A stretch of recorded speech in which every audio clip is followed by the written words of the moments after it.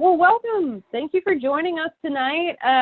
For those who I might not have met before, my name is Chelsea Goulding, and I am the Agriculture Education Program Manager at Appalachian Sustainable, or we shorten that to ASD.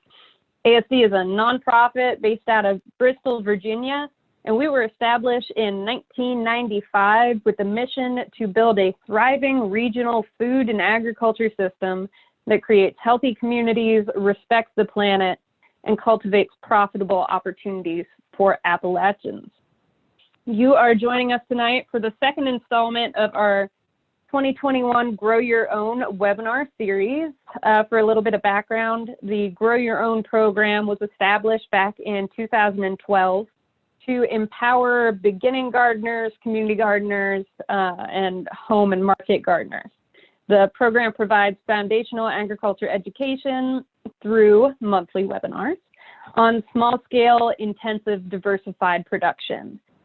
To dive into a little bit of housekeeping before we get started, if you have any questions during the presentation, please type them into either the question and answer section at the bottom or the chat box, I believe at the bottom right of your screen. I will be keeping an eye on the questions that come in, answering them in the chat if possible, and if not, we can circle back to them. We've devoted the last 15 minutes of this webinar to a question and answer session. So tonight our presenters are Sarah Collie and Robin Suggs, and if it's all right, I'm going to hand over the reins now and let them introduce themselves. Hi, my name's Sarah, and I'm actually a new hire at ASD. I have been away from home for a little while. I'm from Damascus, and I just came back in the fall, and I'm really excited to be here and talk about garden planting and seed starting tonight. Great, thank you, Sarah, and thank you, Chelsea, for that great introduction. My name is Robin Suggs. I'm the procurement manager for the agroforestry programs Appalachian Harvest Herb Hub up in Duffield, Virginia. Also work out of the Bristol, Virginia, Tennessee area. And my job primarily is focusing on creating a sustainable supply chain for herbs and botanicals to reach a domestic and North American market. I'm originally from Durham, North Carolina. I've spent the last probably 30 years or so in far western, southwestern North Carolina in the Great Smoky Mountains. Started my own botanicals business back in 2004. Before that, I ran a regional nonprofit, but mostly the past 10 or 15 years I've spent developing my own herb business to supply medicine makers and retailers and herbal processors here in the U.S. So I'm excited to be here tonight to share what little I know about a topic that is very broad and evolving and really big. And maybe we'll get some interest in folks getting started and growing some of these herbs and other plants that we need. So anyway, I'll wrap that up and look forward to getting on with the presentation. Thank you again, Sarah.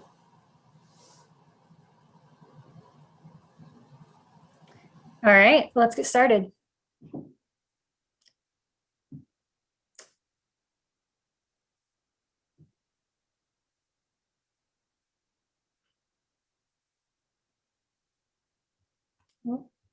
Thanks, Chelsea. All right, so I'm going to talk a little bit about vegetables and flowers.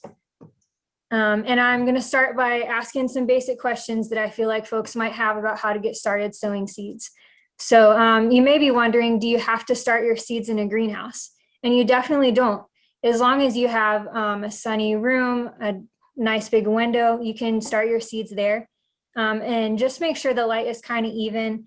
You might even kind of want to like move your seed tray to different spots that have light throughout the day to get the maximum sun to those seedlings. Next slide, please.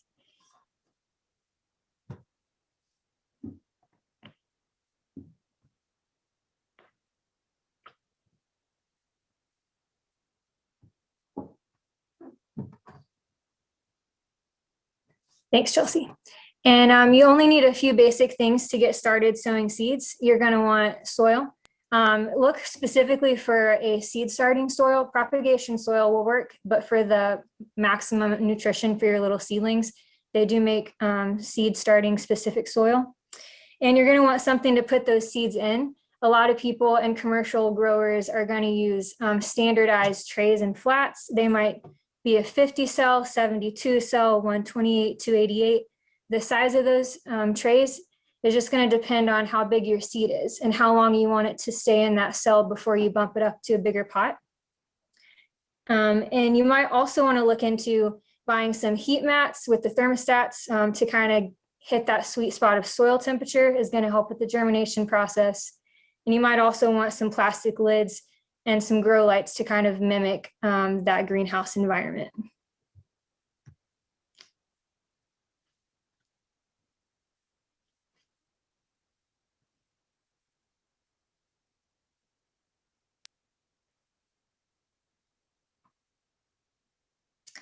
And then, you will start some vegetables inside, and you also will start some vegetables directly outside in the soil. Things that do really well starting in a tray and then transplanting out are going to be things like broccoli, Brussels sprouts, cabbage, lettuce, tomatoes, bell peppers, eggplant, things that take a little more time to mature that need that jump start in the weather. You're going to want to start those inside.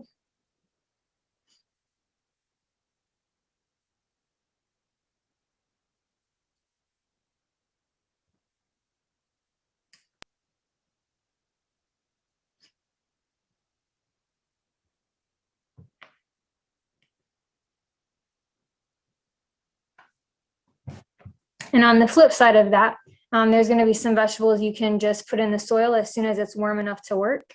And those are going to be your root crops, especially because the roots don't want to be disturbed too much. So you might plant your beets, carrots, radish, turnips, and some brassicas outside, like kale and Swiss chard, because they like the cold weather. Sugar snap peas, those can go straight outside coming up soon, and a few other things. Next slide, please.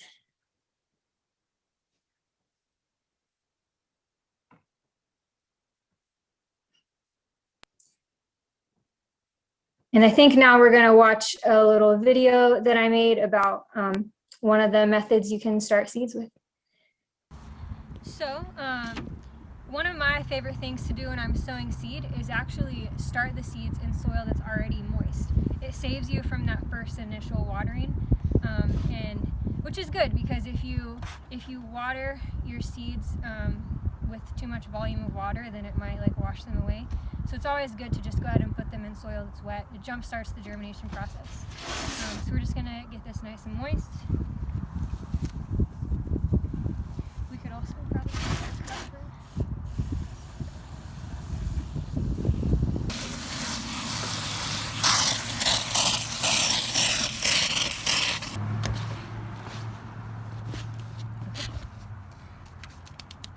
So when you have a nice level, you're gonna tap it down.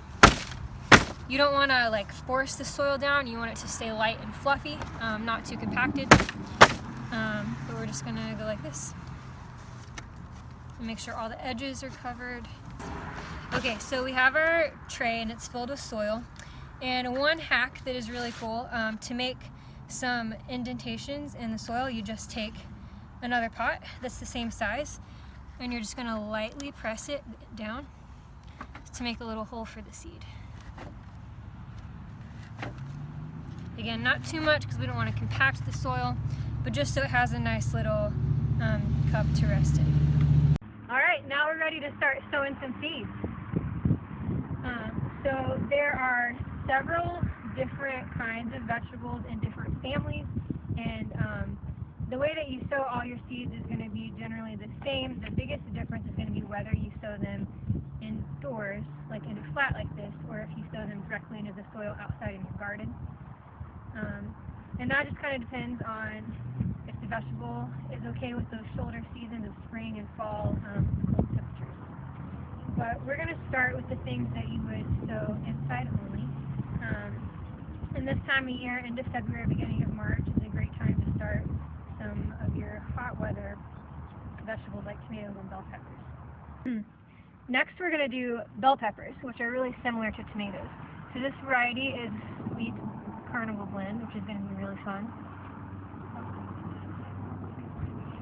Make sure your labels are right side up.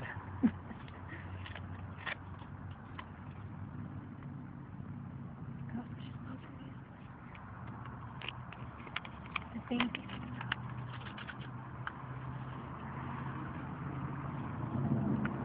Alright, so these pepper seeds are a little bit bigger, and I'm actually going to plant one in each cell because the packet had fewer seeds, and the germination rate is pretty good. So we're just going to do one.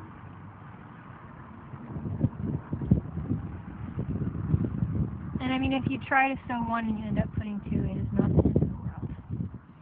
Okay, and we're going to go back through, cover those up.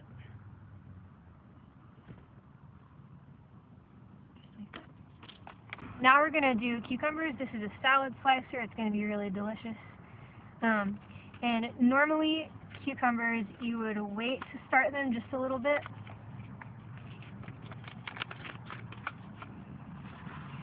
The thing about the balance of starting seeds too soon or too late is you just want to time it to where when they're too big for these cells, when their roots are just taking over the cell and there's no more dirt and they need to go outside, the weather's warm enough for them to do that. And again, we're going to do just one in each. You could do two. If you get two sprouts from the same cell, you can always go back and separate them out. You can go back to the cell and separate out the plants very carefully, and you'll have two healthy plants. Next, we've got a lettuce mix variety.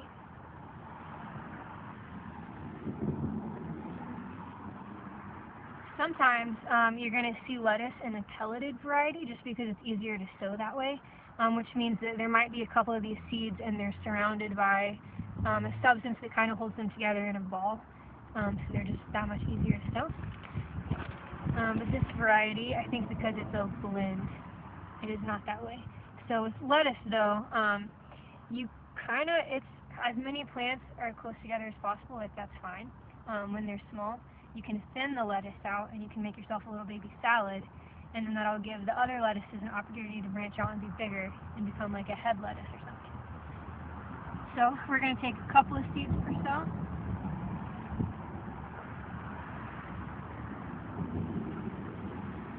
Pop those in there. Can't forget about my label. And cover them.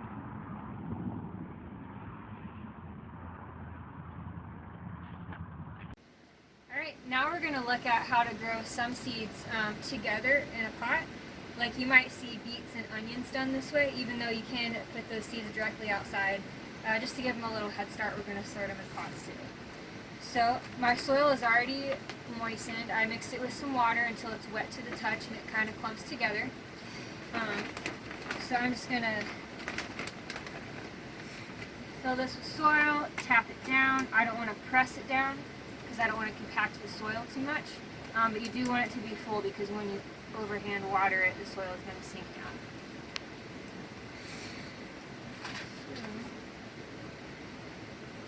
We will start with beets. And beet seed is really interesting because it always comes in little clumps. And beets are like that because the germination rate is really low. And so just naturally they kind of like congeal together to give them a better germination. So this is what the seed looks like. And we're just going to take a couple little clusters, 3 to 4, and put those right there in the middle, cover it with a little bit of soil, and we'll water those in later. Now we're going to do the same thing with onions. So again, we're going to fill our pot, tap it down, make sure it's full to the top.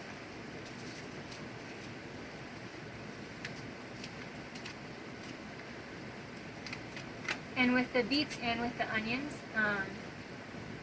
we are planting them in little groups, and so the idea is that as they mature and they get bigger, you can either tease them apart and put them in separate pots like the little clusters of 2 and 3, or you can just like you can can just pull the tiny beets out and just eat those like in your salad, the little greens.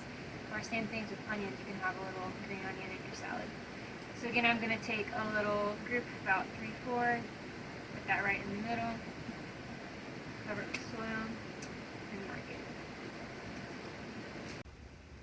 Alright, let's talk about how you would overhand water your seed tray when the soil dries out and it's ready for a good soak, or if you just want to water your seeds after you've sown them.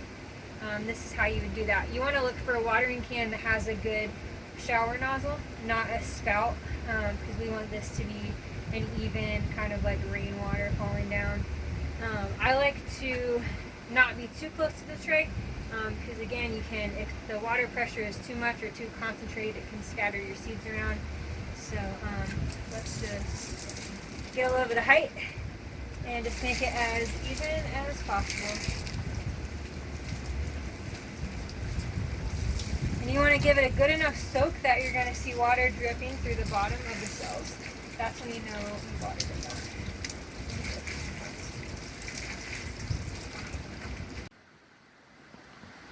Welcome to my grandma's herb and flower garden. I'm really excited to show you how to direct sow some vegetables today. So you want to make sure that your soil has been tilled or it's fluffy. So this is a raised bed. I just kind of went through and like fluffed up the soil with my hands a little bit. And actually what you're going to need now is a trusty garden tool, or a fork, or a butter knife. And what we're going to do is we're going to draw like a little line, make a little valley, a little shallow ditch, just like this.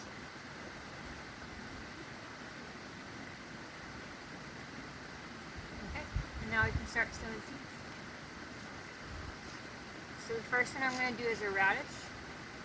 Radishes are really fun, really tasty in a salad. And these are a brassica, which means that they really like the cold weather. Like actually, if you have like a hoop house or some plastic, you can keep succession plantings of radish growing year round. A little bit bigger, but I'm just going to take a pinch and I'm just going to kind of sprinkle them. It doesn't hurt to seed your radishes a little thick, because you can harvest them. You can go through and harvest some smaller ones and be thinning them that way, and that allows the other radishes to get bigger. But you don't want them to get too big because they're get bitter.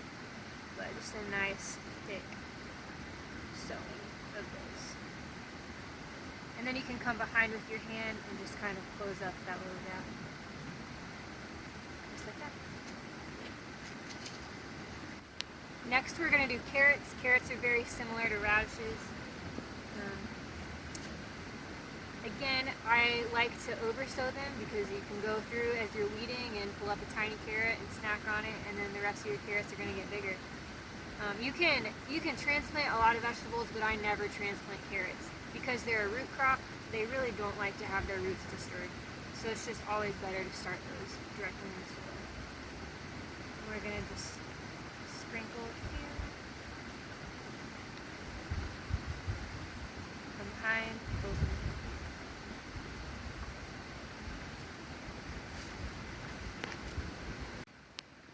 And we're going to do spinach.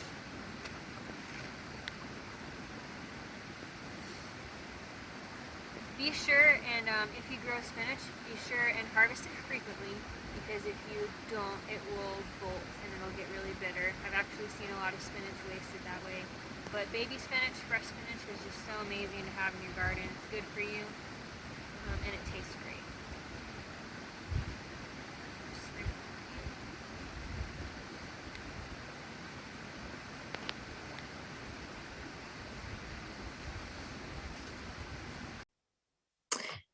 So there are actually so many great free resources on the internet that you all might already know about.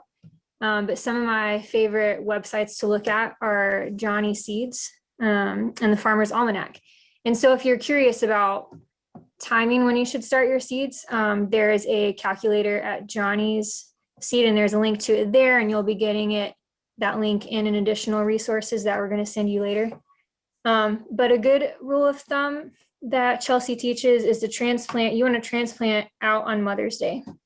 So you just want to check the dates to maturity on your seed packet, and just make sure that you time it so that your seedlings will be mature enough to handle being planted outside by that time, which means they'll have a strong taproot, and they'll be ready to go and handle the elements.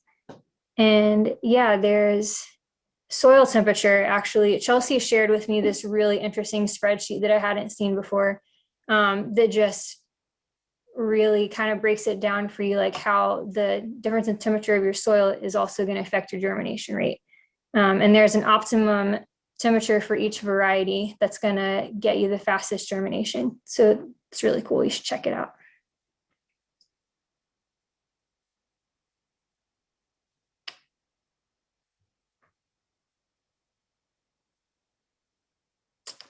And this is an example of the planting calendar that you might find at Johnny's Seeds. And it just gives you a good idea. You plug in your area, it'll tell you your last frost date projected for the year. And then this is pretty much when you would start everything indoors. And there's another slide for the seeds that you would direct sow outside.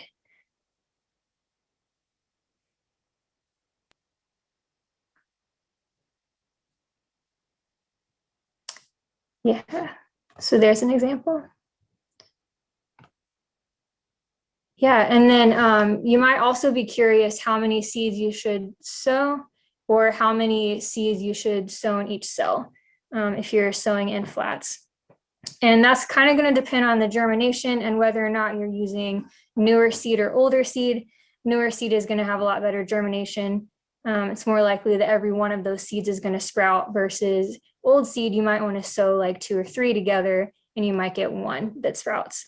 But again, there is a calculator that'll help you figure out, if you know like how much of a harvest you want to have, you can work it backwards to see how many plants you should start. And same thing, if you want to go off of how much space you have in your garden, you can also figure out how many plants you need to fill that space. Super useful resources. And then you might also have questions about watering your seeds. So you probably didn't catch it in the video because it was so lagging, but I like to get the soil wet so that you kind of don't have to worry as much about watering when you first sow the seeds. But it also is a good practice to do like a light water after you sow the seeds in, so they don't move on the top layer of the soil. But what you want to be sure you do is have like a shower head, or like you don't want like a direct spout of water. You want a nice even shower, and you want to put a little bit of height between the water or the watering wand, or the how you're watering it. Like you want there to be a little bit of space so that you're not like dumping the water right on the seed tray and it's not going to scatter your seeds everywhere. But definitely check your seed trays periodically throughout the day, especially in the hottest part of the day. Seeds do burn easily, especially if the soil gets brushed away and they're just exposed to the sun. So just keep an eye on them and they'll be great.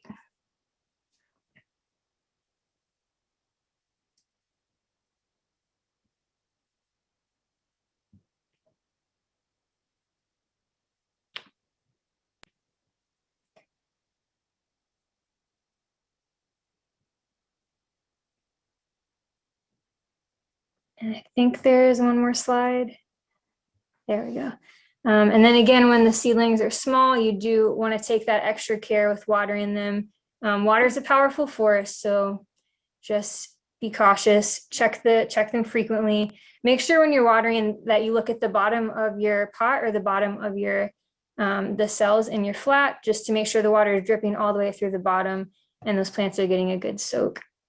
And if the flat is in a bottom tray, you can also just water in the bottom tray if there's no holes, and the roots will draw up through the cell.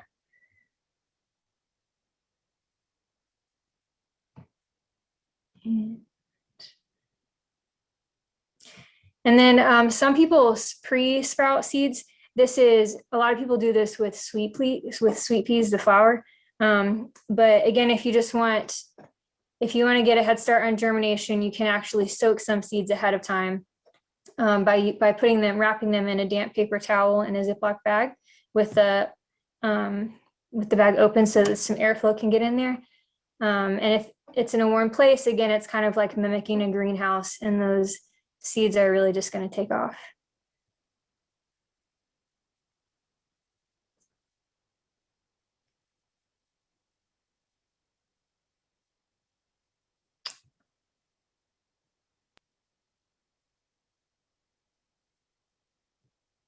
And I think the last slide is about potatoes, and it might not pull up. There we go. Okay, so one vegetable we didn't talk about yet was potatoes. And because these are a little different, because potatoes kind of clone themselves. So you'll buy some seed potatoes, and you'll notice that the potatoes have eyes on them, the little sprouts that are coming out of it. So you will just divide those up to where you have a couple of eyes in each piece.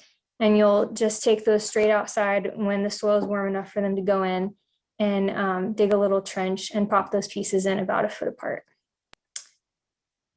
And I apologize for the lagging video and the lagging PowerPoint, but again, you all will get a copy of this, and that's all I have about vegetables. I'll pass it off to you, Robin.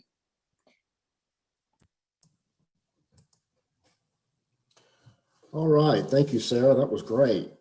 My section of tonight's talk, I'm going to be focusing on forest botanicals and primarily seed propagation of forest botanicals. And when I say forest botanicals, basically I'm talking about any temperate perennials that are native to regions of the world that experience distinct hot and cold seasons. Okay. Chelsea, I thought I might have to get you to change the slide, but you're right on top of it. That's great. We'll dive right into the seed types at this point. When we're talking about propagation of temperate perennials, you know, the basics and the nuts and bolts that Sarah covered so well in the first part of the presentation really are a great guide for, you know, general seed propagation. What I'm going to be talking about tonight is a little more specific to plants that need to maybe have their seeds handled a little differently.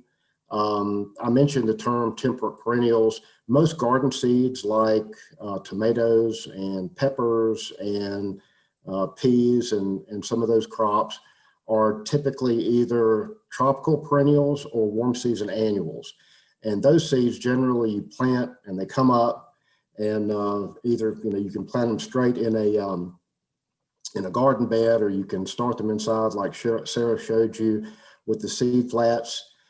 But temperate perennials need to be handled a little differently. And these next 4 or 5 slides are going to be highlighting some of the differences that will be brought up in a video that may or may not be understandable. We'll see when it plays. But the nice thing about a video is that even if you don't hear what we're saying, some of the things that you'll be able to see will be very descriptive. And, you know, if a picture is worth 1,000 words, a video must be worth at least 1,000,000. But a couple of things that you want to keep in mind when you're handling seed. Seed generally falls into two categories. And keep in mind that seeds are produced by fruiting bodies of the plant.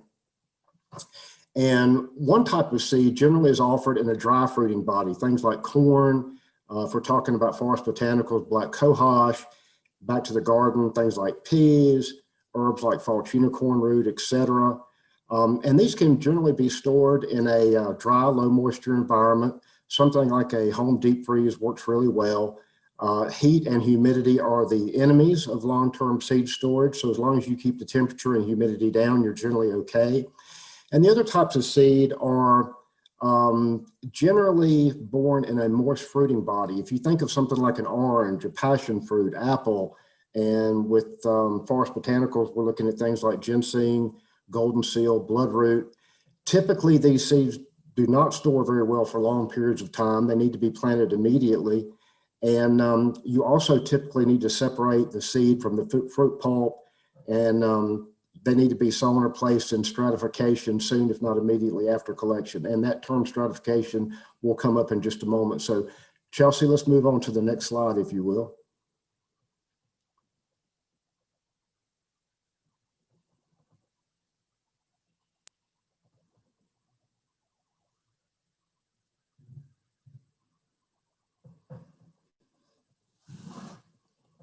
Okay, great, thank you. I just mentioned stratification. Many of the temperate perennials that we'll talk about when we talk about forest botanicals and other temperate herbs are species from temperate climates. Like I mentioned, black cohosh and passion flower are good examples of that. And they require some sort of treatment to break seed dormancy. Breaking dormancy involves generally a period of cold storage in a moist environment. It's also called vernalization, that mimics conditions found in that species' natural habitat. And basically, it's just a mechanism that keeps the seed from germinating in the fall after the fruits mature, so that the seed will wait until conditions are a little more favorable for growth before they germinate, usually the next spring. So that's basically what this next little bullet covers. So you can think of it this way. Stratification is really treating seeds in a way that simulate the natural conditions that the seed must experience before germination can occur. So, you know, again, we live in a temperate part of the world. I think everybody here watching is from probably the southeastern highlands. We definitely get cold winters and hot to warm, moist summers. The plants that are from these regions are adapted to those conditions. So all we can do to mimic those conditions will do nothing but benefit the plants when you cultivate them. So Chelsea, we'll move on to the next slide.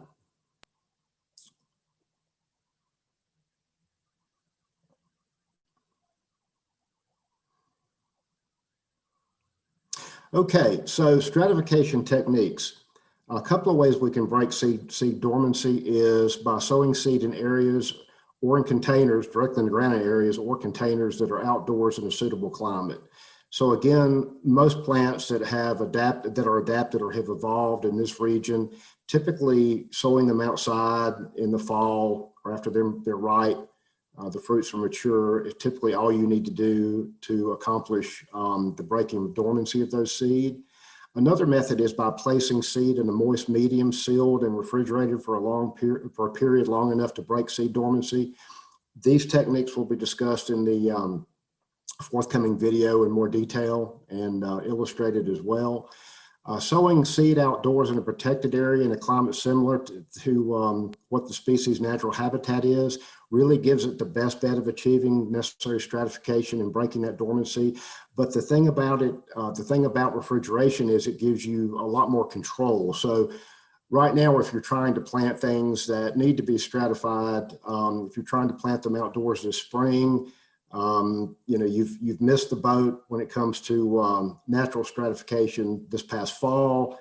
You can pop them in the refrigerator for 45, maybe 60 days at 35 to 40 degrees and some damp sphagnum moss, and then sow them outside like late spring, early summer. And you can kind of trick the seed into germinating this spring for you. So Chelsea, next slide, please.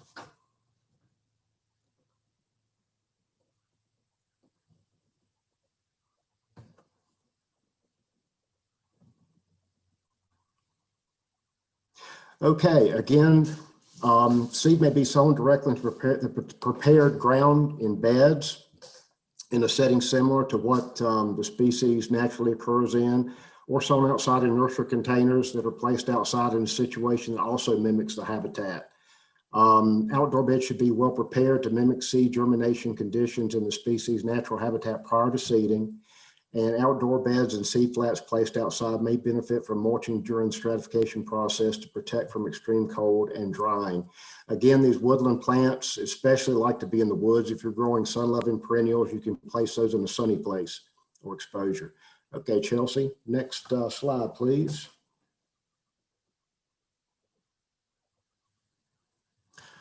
All right, so a few further propagation recommendations that we'll touch on in the video. Seed flats and nursery containers should be filled with a medium weight soilless mix. When I say medium weight soilless mix, that generally consists of components like peat moss, composted pine bark, perlite, sand, really lightweight porous materials that don't get waterlogged easily, that provide good aeration and yet enough moisture for seed to germinate. That can vary a little bit by species and the types and the size of the seeds you're planting.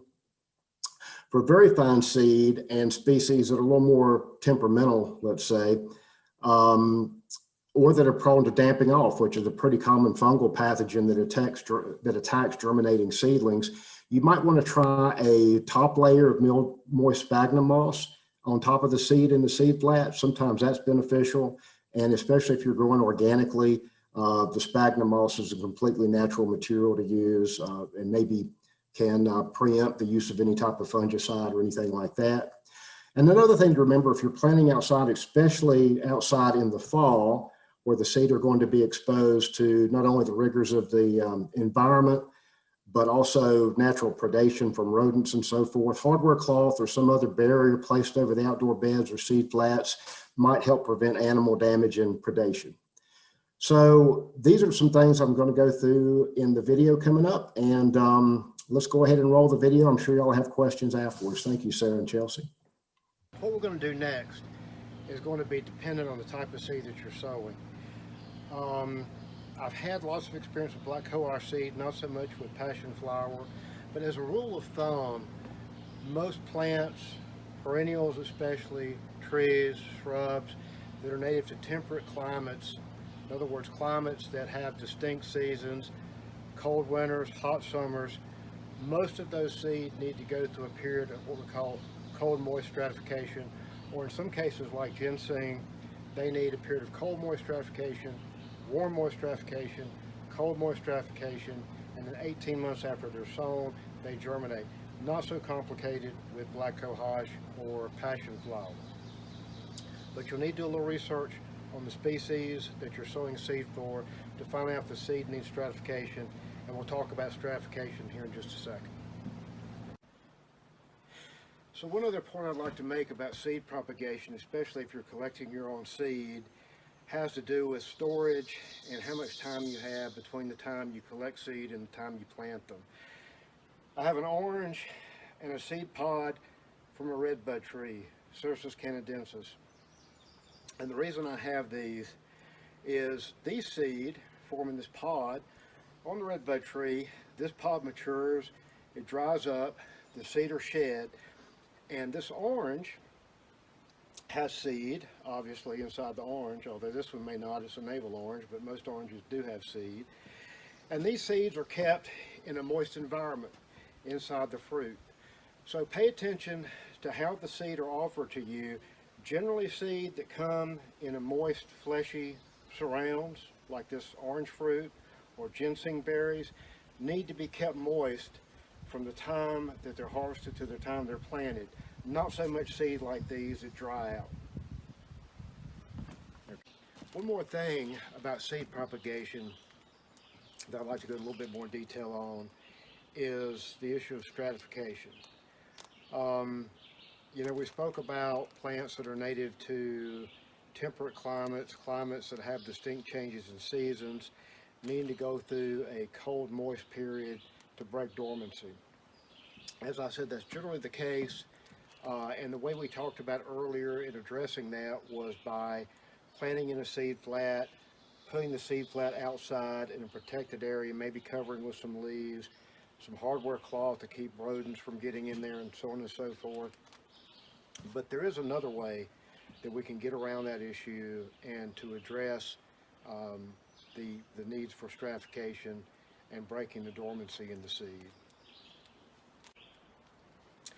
Another way we can accomplish stratification is to do it inside in your refrigerator. And the reason I'm holding this little baggie here is we have some false unicorn seed that we ordered from a local seed supplier this spring, and these were shipped dry in a seed packet.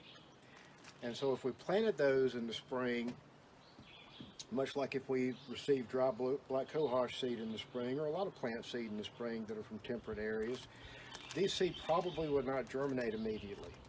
So we're going to shortcut the outside stratification process in our home refrigerator. And it's just that simple.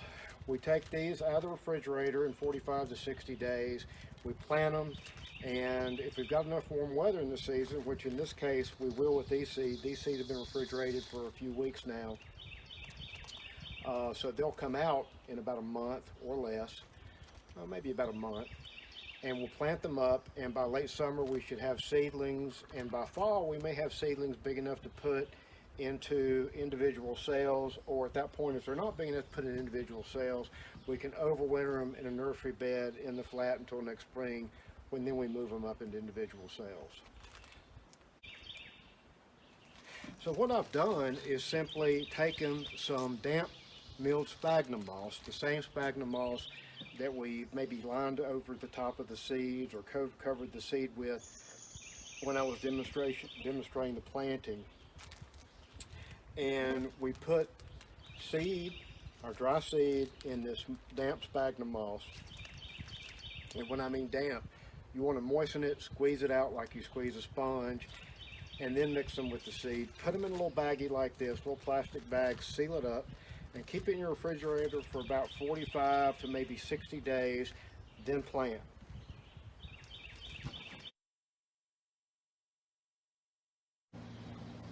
Okay, now we're going to talk about seed propagation. We're assuming we've already collected the seed of black cohosh, and we'll also be working, in theory at least, with passion flower for this webinar segment. But the things I'm going to go over will be pretty general recommendations for any kind of seed propagation. You'll see what I have laid out in front of me. I've got an all-duty soilless mix. I've got some milled sphagnum moss and some various seed flats and containers. And I'll go into detail and explain each one of these components in just a bit. Okay, so the first thing we're going to talk about is our substrate or mix that we're going to use for planting the seeds. What I've got here is a pretty typical, fairly lightweight nursery mix. You'll notice there's some composted pine bark, there's some vermiculite, there's undoubtedly peat moss, some coarse sand, so on and so forth. I prefer a light nursery mix for our purposes over a standard seedling soilless mix. This is a little more coarse, and the reason I don't like a lot of the more finely milled seed mixes is because they don't tend to last very long. 2 to 3 months production time is really what they're designed for, and we're going to take a little longer in our seed production. So now we're going to fill up this flat, or maybe almost fill up this flat with this nursery mix.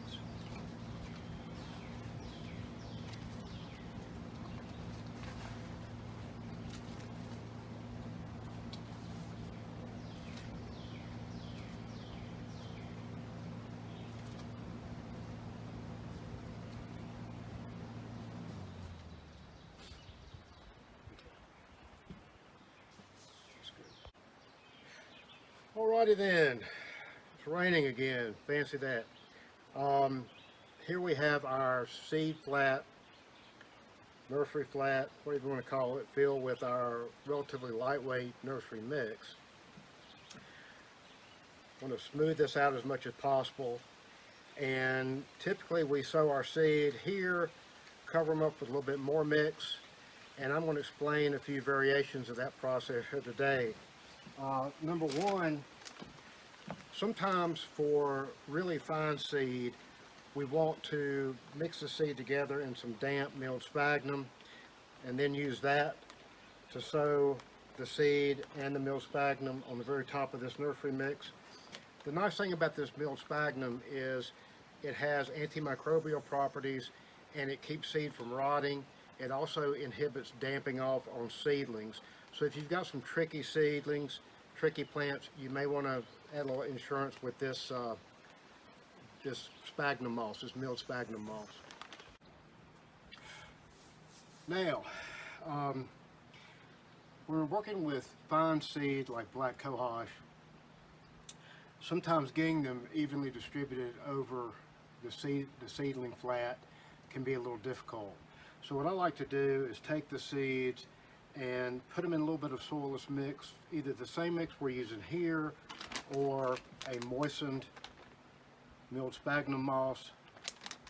Either one works fine, but you know, trickier seed, things a little more difficult, you may want to use this. But most seed, for our purposes, we're going to use some of this soilless mix. And we'll take and we'll mix the seed very well. Hopefully not spilling it. Mix it very well. And then we'll take and we'll sow the seed in the flat like so. Okay? Okay. Now, if we have a larger seed like passion flower seed that you can see once it is on the surface of the seedling mix, you can go ahead and sow that. You can see it, you can see how well it's distributed. And then you'll just take your nursery mix or your soilless media and evenly distribute it.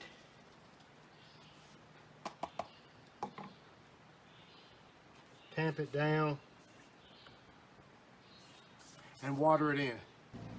Now, one of the probably easiest ways to stratify seed is to sow them immediately in a forest or in a field or in a permanent bed where you're going to be growing them in the fall or summer when they're collected. Most of the time they'll come up the next spring. Not all seeds, some seeds are just slower to take off than others. Some seedlings are slower growing than others. Some species are slower growing. So most of woodland botanicals are pretty slow growing from seed. Passion flower, not so much so, but what I might do with either one is to take our seeded flat, and what we're going to do, we're going to take it to a area that we're going to overwinter this. And we're going to take and maybe put something like hardware cloth over it. Doesn't need to be a structure like this. It could be just flat hardware cloth. This is something I made for a different purpose. And then we're just going to want to cover this with leaf litter. And then next spring, early spring, we're going to pull this out and we're going to let the seeds germinate. So what do we do with our seedlings the next spring when they germinate? Again, most of these woodland botanicals, most medicinal species can be a little slow, not all, but many can be a little slow to get started. So next spring after these germinate, you're going to have a flat covered with seedlings if you've done your job correctly. And so most of the time what we do in a nursery is we take this same soilless mix and we put them into these cell trays, okay? And in each one of these cells, we'll fill each one up with a soilless mix, and we will prick each seedling out and plant it in each one of these cells and grow this in the nursery for a season. Then maybe the next fall or the next spring, sing them out in their permanent home.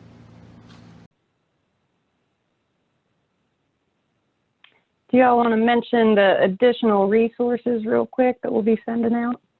Yes, I will. So all of those links and resources I was mentioning in both of the videos, we will get those to you all in a follow-up email so you can look through them on your stable internet connections and at your leisure. So thanks for bearing with us. That's good stuff. It's like calendars and worksheets.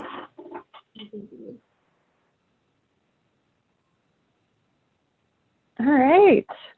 Well, we are into the question and answer session of the webinar now. As a reminder, the Q&A box should be over, or let's see, down below, and or at the bottom of the screen, and the chat box should be over to your right, if you have it kind of in standard orientation. Also, I want to give, at the end after, or no, maybe before our question and answer session, Sarah and Robin, can you tell us how we can get a hold of you for more information? Be happy to.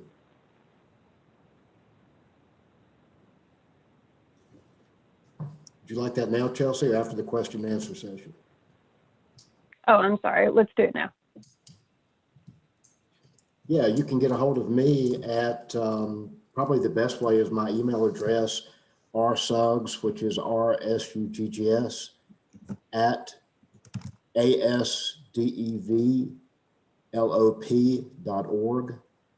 I think I got that right. rsuggs at asdevlop.org. We also have a new website. We have any updates on whether that's up and online yet? I don't know. Okay. There's some good stuff on there. Will be some good stuff on there. Mm-hmm. And Robin, Agroforestry has a YouTube channel, right? We do. Yeah. I don't have the address right in front of me or a link that I could share right away, but I could probably pull one up. Put in the chat box, maybe. All right, fantastic. And oh, go for it, Sarah. I was just gonna say I threw the emails and the web in the chat if y'all probably saw it. All right. We have some great questions in our Q&A session, and we're definitely still keeping an eye on the chat box. I'm going to start with the chat box since that's kind of the moving factor here. So Robin, we have a question for you real quick. How much land do you need to grow herbs for the Herb Hub? Well, that's a good question. Depends on what you're growing and how much. That's the short answer. The more involved answer is, not necessarily all that much. And, what do we mean by much? An acre is an awful lot to look after. A lot of the crops that we deal with Herb Hub are forest botanicals. So of course, you would need forest land, primarily tall hardwood shade, an overstory of things like sugar maple, red oak, tulip poplar, ash. Ash is kind of going away these days, unfortunately. But basically, most of the species that make up the eastern hardwood forest would be fine, especially if you're growing in the ground. If you're growing in containers, you might get away with some production under pines and that sort of thing, or mixed canopy of pines or evergreens and hardwoods.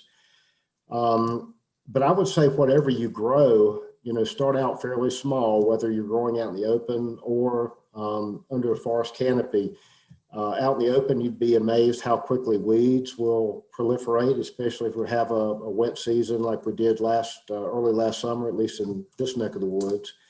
But if you start out small, you won't, end up being so overwhelmed, and maybe it may be a bit of a reality check for you. Like I say, an acre is a lot for, a person to maintain. And that brings up another point, what's your labor situation like where you are? Are you able to hire labor? Is this going to be a family project? Is this going to be a, army of one like it was for myself for so many years? Those are things that you have to ask yourself, but you can grow an awful lot on an acre. I mean, there is no stock answer. It really depends on what you're growing and how intensively you're growing it. But if you do have land, and if you are interested in learning more about how to grow and what to grow on your property, we do have some resources that are up. We have an agroforestry assistance application that you're welcome to fill out. I can get you all an address on that. I have yet to get the link for the YouTube channel. Maybe that's up there somewhere else, Sarah, but I'll try to ferret out the link to an agroforestry assistance application for you and put that in the chat box. Sorry that answer was so vague, but it's a pretty broad question. Well, that's why we kicked off with that one. We wanted to give everybody else time to write their questions. Perfect. Let's see. Joyce Skidmore has a question. How do you feel about making your own seed starting mix, and is it worth it? Sarah, could I pitch this to you, and I'd be happy to help? Yeah. I yeah, I think if you've got the time and if you can source the materials to make your own seed starting mix, that is awesome. You can totally control at that point what is going into your mix and how much. And I think for a lot of people, and for me, it's easier just to buy something, which is what I do, but I've definitely worked under some farmers who mix their own seed mix, and they had a lot of success. Chelsea, did you want to add anything? Yeah, sure. I can add just a couple of things.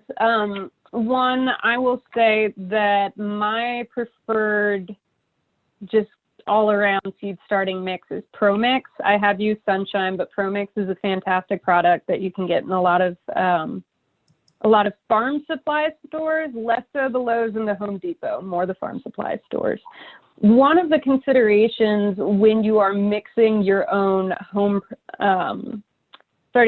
mixing your own seed starting mix at home is that oftentimes, because you're having to buy all the individual elements, it may take up a lot of space to physically mix everything. And a happy medium that I might be able to pitch is having a basic mix and then adding different elements as applicable. So if you know that you have a really damp site that you're trying to grow in, you can add a little bit of perlite to make sure that you have improved drainage.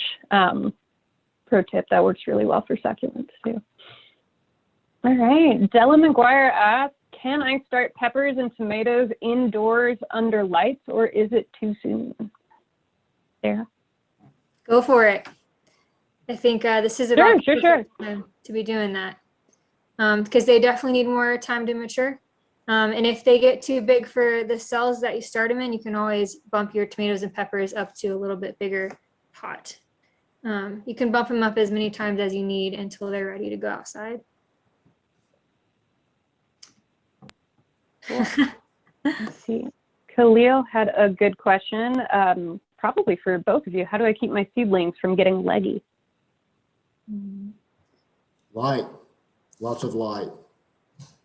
That's probably the main thing. And speaking to indoor seed starting under artificial light, I can tell you it takes an awful lot of light, an awful lot of wattage to really pull it off. And I'll tell you a good little experiment that you can do is take a photometer, I think is what they do, what they used to use like in photography that measures light levels, and hold it inside of your sunniest window and then walk outside on a sunny day and see if you're not astonished by how much difference it is inside your house in a sunny window and outside your house. Even in the shade outside your house, I would bet for the most part, you'd have more light than you would in a sunny window. I can't remember how many lumens you need. Also, you have to take into consideration your I'm trying to remember the terminology that's used, but it's like the color. It basically refers to the color, the spectrum of the light, but it's expressed in temperature usually. And I don't know, Chelsea, you may have some good resources in terms of growing under artificial light, but I do know that, you're talking more than a few 100-watt light bulbs. If you're using LED light, of course, you can cut down your energy consumption, but you're going to be paying some money for some high-intensity LED lights. Other lighting rigs you can use are things like high-pressure sodium, mercury halide. They can throw off a lot of heat. You probably heat a room with those. It's like, starting up a small sun. But to answer your question directly, leggy seedlings are generally a result of too little light and also too little air circulation. Plants need the kind of back and forth of the wind and some air circulation to make them strong. So again, anything you can do to mimic the plant's natural habitat, the better you are. So hope that helps some. Absolutely. And yeah, the more etiolated they get, the more stretched out they get, the weaker they are, the more susceptible to pests and diseases they are also, in addition to when they're too close together. All right. So I'm going to jump to, let's see, Robin, it takes about a year before you start seeing anything with these medicinals? Well, I would say certainly if you, with the temperate perennials that we talked about, whether they're field sun-loving perennials or forest-loving perennials, you sow them typically when the seed are mature in the late summer, early fall outside. Typically they emerge the following spring. There are some exceptions like ginseng, American ginseng. You sow it outside in the fall. Or put it in stratification for that matter, even in your refrigerator. It's not going to germinate the next spring. It's going to generate the germinate the second spring. So it's basically an 18-month 18-month stratification process. Really depends on the species. All right, let's get a 2-for-1 aimed at Sarah. Some of our new gardeners, or some of our gardeners are new. They want to know what is a seed starting mix, and then to follow that up, as you're bumping up the seedlings to larger pots, would you use a different soil mix? Mm-hmm. Yeah, so I think seed starting mix is generally going to be a little finer grained, and it is going to be reinforced with different nutrients that your seeds are going to, like the seedlings are going to want as they're just starting out. Propagation mix, I think it's a little more, it can be a little more textured because you are using it with a bigger plant that doesn't necessarily have to have that like small consistent material. Yeah, Della. Maybe not quite as drastic, but I like that way of thinking about it. One thing I would add too, Sarah, were you finished there, by the way? I think. Yes. Yeah. Okay, cool. I think I mentioned, I don't know if anyone could hear it in the video, but typically if you're growing on for a period of time, like if something's going to be in a pot or a flat for more than a few months or 3 months, especially 4 months, a lot of the really fine, lightweight mixes tend to get waterlogged. They start to grow algae on the top, and they start to really lose their characteristics of being, good draining, lightweight soil. So you might want to use something for growing on with a little bit more composted pine bark, a little more sand, a little more, inorganic material like perlite, vermiculite, those types of things. But typically, something like a nursery mix or, a lightweight nursery mix would be ideal for growing on, if that helps. Awesome. And then I've got 3 questions for you. I'm bumping everything together right now. Robin, the first one is the hardware cloth metal, and is it easy to source? What I use is metal. You want something that rodents can't chew through. I use, I think the last I bought was, let's see, ½ inch, probably half. Either one use probably a 1/4 or ½ inch mesh. And it's usually available in rolls, like 3 or 4 foot wide by maybe 12 to 50 foot long rolls at places like Lowe's and Home Depot. Guess it's okay if I plug a business here, or you can buy them at your local hardware store. Typically, just call around. Not everyone calls it hardware cloth, but what I have found is that is indeed the real name for it. That's the proper name. But I think you'll find it also advertised as, under a few other material names. I can't think of any right offhand, but I know I've seen it advertised as something other than hardware cloth, but typically it's galvanized. If you're worried about, if you're doing organic production, or you're worried about contamination of your soil with zinc, or maybe, I'm not sure what's in galvanized these days. You can buy stainless steel hardware cloth. It's incredibly expensive, and that is hard to source. So probably for all intents and purposes, I would use just a 1/4 inch, ½ inch galvanized steel mesh hardware cloth. Pretty much pick it up at any Lowe's, Home Depot, or a large local hardware store.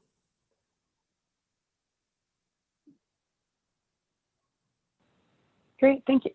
And then back to asking a couple quick questions about the Herb Hub.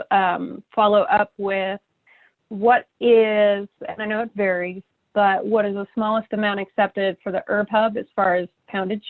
And does the herb hub pay farmers direct? Yeah, that's another broad question. I can give you some examples. This year we need, and let me say this too, before I answer the question. When I'm giving you these poundages, a lot of times our customers need between a minimum amount and a maximum amount. And as long as we can meet the minimum amount, they're happy. And sometimes those amounts may be 25 pounds to 175 pounds, which is quite a spread. Also, we aggregate our sourcing. So we don't necessarily depend on one person to provide the whole 175 pounds. But to give you an example, this year we have a request from one buyer that needs 2.2 pounds of cayenne pepper fruit dried. That's a fairly small amount. Then we need another customer that needs, I think, 50 pounds of fresh whole plant stone root. Fresh material typically all has to be scheduled to come in at the same time because it's got to be processed and shipped pretty quickly. Some materials like, lavender and some of the mints and those types of things we need, and I don't have the quantities right in front of me, but we need, in the low hundreds to pushing 200 pounds or more. But like I say, that's generally at the upper end of a range, and that, we don't always have to have one person providing all of that. And with dried material, this process at the herb hub, it's really easy for us to aggregate because, someone can bring in dry material. We can hold on to, their 10 or 15 pounds. We get another 10 or 15 pounds that someone dries. We can hold on to it. And then in a few weeks, we've got, 50, 75, 100 pounds or whatever. So again, it really depends on the species, and sorry to be vague, but that's just kind of how it is.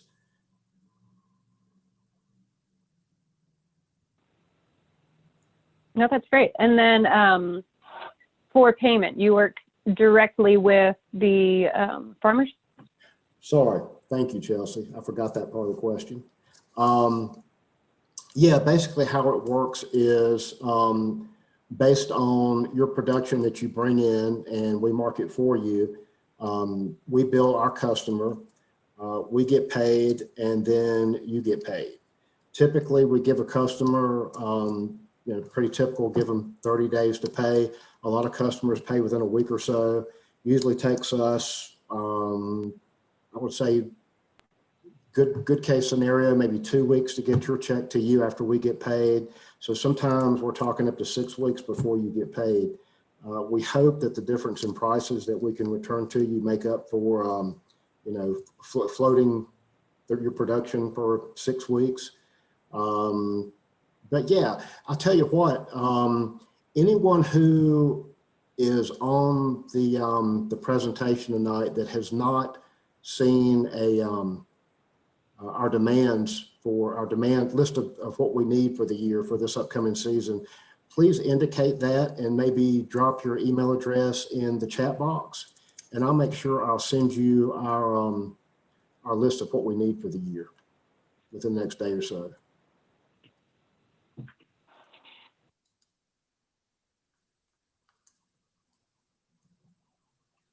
Was that the question, Chelsea, pretty much? That was perfect. Good. You're getting all the big fuzzy ones tonight. Good. All right. We've got just a couple more questions. So I'll aim this one or these two combined at Sarah. Joyce Skidmore was told to forego grow lights in favor of a simple fluorescent shop light. And Jennifer used regular shop lights on a 4-foot shelf to start seeds last year without a problem. In that vein, I would ask you kind of how you consider whether you should use regular fluorescent lights or switch to grow lights, and at what point you might just want to get a greenhouse. That's a great question.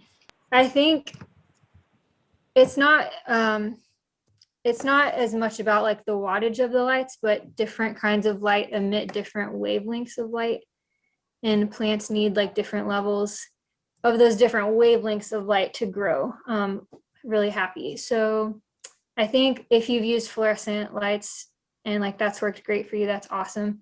I think it's maybe how much you want to invest in lights. Strap lights are great. And I think combined with heat mats, that's a great combination. And then I guess like,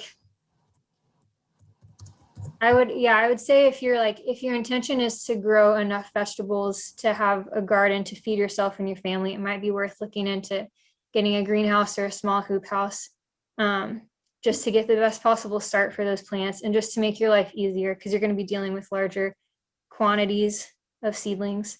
And yeah, it's just no fun to have seedlings that are super leggy because they are in an awkward spot where they don't get super even light. I don't know, Chelsea, would you add to that? I think that was perfect. And yeah, it really does. It depends on the success that you have had, how familiar you are, how much time and space you have to devote to it. And then it also depends on what your farm goals are. If you're trying to grow commercial scale, you might want to consider getting a greenhouse. I'm a little bit biased though, so I will admit that. I've got another question for Robin Suggs. And I'm excited about this one, and I know we've chatted about it a little bit. Can you tell us when would be a good time to move an elderberry tree and prune or no prune, and the best way to propagate cutting? Right now, if all of the above. Haven't paid much attention to mine back in North Carolina, but they more than likely have some new growth coming out at this point. At least they normally do by this time of year. Now is a great time to take cuttings. I'm not sure without having one in front of me whether I can really illustrate the best way to take a cutting. Or you generally need at least two nodes or two places where the green growth originates from on the stem. Ideally, a stem maybe at least as big around as maybe one of your fingers or a cigar. You don't want to get them too big or too small, usually in the middle to the upper middle portion of the shrub. Now's a great time to transplant. Now's a great time to cut them back. There's some divergence on the best way to prune elderberry. Commercially, typically they cut them back to the ground this time of year, and that just allows for all new, since elderberry fruit's on new wood, the more new growth you have, the more fruiting you have. It also tends to consolidate the window, your production window a bit. It shortens your production window, so you've got more fruit ripening during a shorter amount of time during the season. The other way to prune is you take out the older wood all the way to the ground, the third and fourth year old wood all the way to the ground. Maybe just head back some of the 1 and 2 year old wood. For home, it really depends on whether you're a home gardener trying to grow commercially. But I would say either way would work for a home gardener. Commercially, like I say, probably most people take them all the way back to the ground this time of year. Some years we're talking about doing this in February. I was out today and I've noticed a lot of things. Some years this time of year we've had some 80-degree days, and other years like now it's in the 50s, and we've had a few days in the 60s. But just keep an eye on the progress of your plant and how things are moving along here in the spring. But we're certainly still within a good time frame to do any transplanting or pruning. That sort of thing with elderberry. I hope that helps.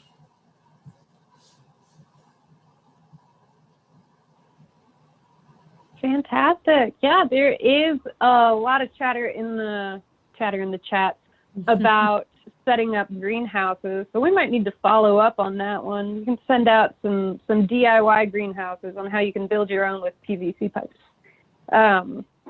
But yeah, it looks like we have covered all of our questions. We used up our time. We had some great discussion.